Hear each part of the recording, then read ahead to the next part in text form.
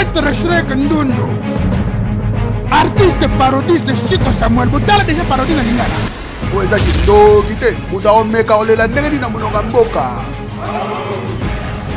Ba église kuti na koloba te. Fufu. Pondu. Et pardon. Ozongi na lupango ya famille. Ebongo lelepa ya nani?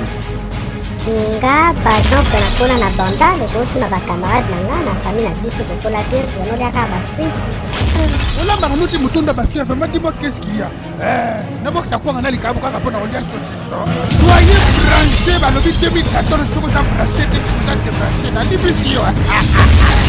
Tous les vendredis na Facebook après Shrek Ndondo ba vidéo ça là il demande na mina Facebook ça ne mange pas de pain. Yo def ça pa mapa kutu ba cha mwamba na limbiso amukeba.